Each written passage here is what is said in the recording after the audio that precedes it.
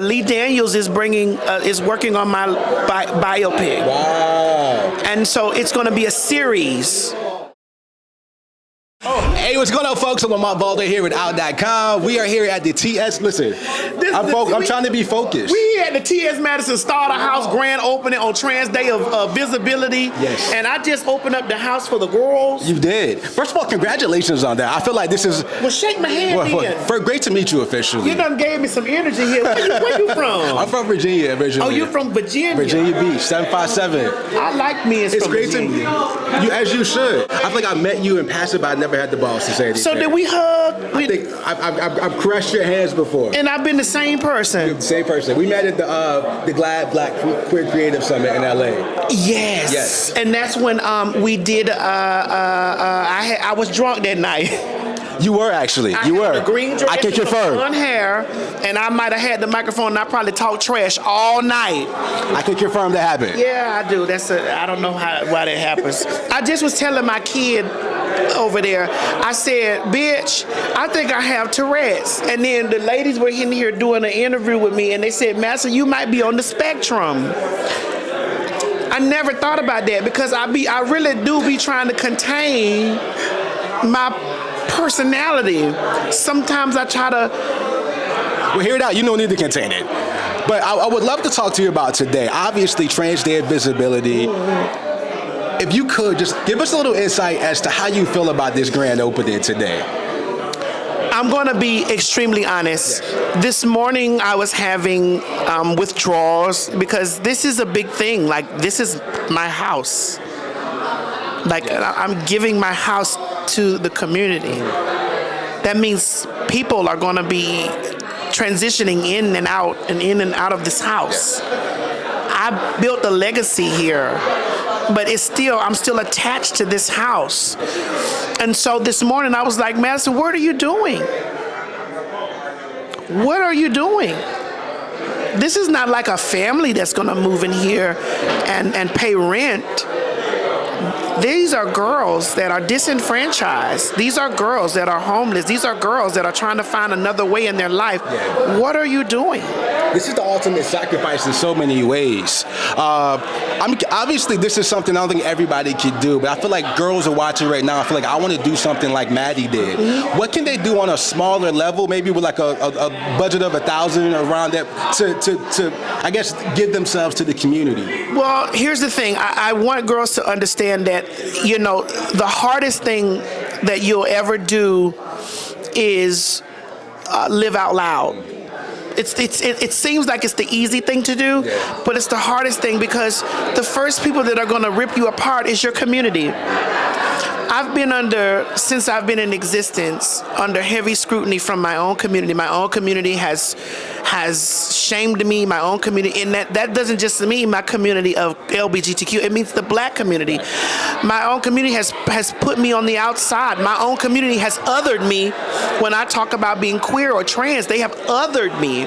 And so I know that because we as people of color and queer are so disproportionately disenfranchised and because we are so ostracized, I know that my presence is my advocacy, my visibility is my activism, because I know I have to show up, I have to be present, I have to be seen, and I have to stand 10 toes down for my people on all sides. I have to exist whether they accept me or not, because it's bigger than me. And so I want the girls to know that the smallest thing that you can do is exist.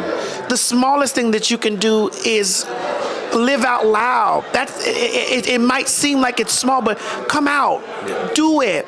You don't even need $1,000. You don't even need $500. Exist. Tell people what you are, who you are, because what you do is, I was talking to a heterosexual gentleman on the set of Beauty in Black, because y'all know I'm in Beauty in Black. Yes. Can we talk about it after this? Malik Whitfield came in my dressing room, and he said to me, T.S. Madison, the only way that black people are going to be able to move anything is that it has to be many bodies but one mind. Yes. One band, one sound. Yes, many bodies but one mind. And I I blew back in my dressing room and I was like, I really wish that I can convey this to our community because, you know, everybody feels like, well, this one's voice is bigger or this one can't be heard. We need to hold hands and be many bodies, but have one purpose. And that one purpose is to exist. That one purpose is to demand respect. That one purpose is, even though it might be many things, but it's one. And live out loud. That's how you give to your community. Own who you are. Support your people. You know what I'm saying? I'm 48 this year. You gotta know, I've been doing this shit for a long time, and it over the years, I've been hurt a lot by watching people from my community make blogs about me, that openly say, oh, I'm not supporting her. I remember when the T.S. Madison experience came out. And people openly said, I'm not supporting that. People that look like me, people that identified like me. And it hurt me, but listen, it's okay. But it's like, why wouldn't you want to make, I think it's the fear of individuality. I'm not supporting that individual. Yeah. No, when you see something like this happen, this is many bodies, one mind. That's the way you have to look at that. This T.S. Madison Starter House. This is many things, but this is one. This is many bodies, but one mind. Yeah. This is what we have to do, especially in this administration.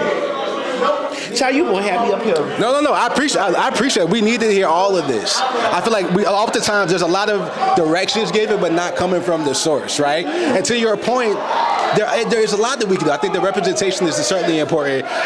Before we end this conversation, I would love to talk about all you got going on right now. Beauty and Blackout, Netflix, RuPaul's Drag Race. Can you give us anything that you have coming up that hasn't been announced yet? Baby exclusive. I ain't got no really baby exclusive, but as you guys, I've talked about this a little bit, but Lee Daniels is working on my biopic. Wow! And so it's going to be a series. So like all those wild stories I done did on not just Fag Talk, but on when I used to do the Lipton Tea Hour, when I used to sit back and talk about my life, all of that stuff, we gonna be expounding on that, you know what I'm saying? And so, and I'm proud to give it over because he's a queer person, yeah. And so I wanted it to be told by a queer person. Like we've been vetting writers. We have a great writer. She's a cis woman. She's a former sex worker. I don't want to reveal her just as of yet, but I'm so proud that she's a part of the project because I wanted all areas of Black to be involved in this. I wanted a black woman. I wanted to be a Black man. I wanted to be a queer person. I wanted to be trans people. I wanted this because that's the only way that you'll be able to accurately tell a story is if all people are involved. All people of color are involved. All people of gender identity are involved. Yeah, and also we're going to be doing this as a documentary too. Oh, I love that. Yes, the T.S. Madison Starter House, we're going to be doing a documentary on this too. I've partnered up with World of Wonder, who creates RuPaul's Drag Race. So you probably seen some little cameras or whatever in here, but we're doing that because I told World of Wonder what I want to do with this project. I don't want to see Black skin ripping Black skin apart. Yeah. They got enough of those types of shows. When these girls get in this house and we get this and we get to documenting these girls, I want coming out stories. I want like the soft white underbelly, you know what I'm saying? Like that. I want that type of stuff. I want to see coming out stories. And I know that people will deem that as boring TV. It's okay. We'll make that because I'm going to say something. I think that, and maybe I shouldn't give no plugs over here, but I think that Zeus Network which is huge in our community as people of color, has the responsibility to balance. I don't think they feel like they do. I really don't. I think their goal is to just entertain, and as long as those subscriber numbers keep climbing and climbing, I don't think they feel that responsibility. But they are literally leading the next generation. Right. Every time I see a fight on Instagram or YouTube, I feel like you have to balance. Yes, we're ratchet. Yeah. Yes, we fight. Yes, we stab, shoot, and do all this stuff. But we also build. We also are community. We also love. We also overcome. And I don't want any of these girls that come in this house to think that they're the next baddie. No, bitch, you're the next TS. Period.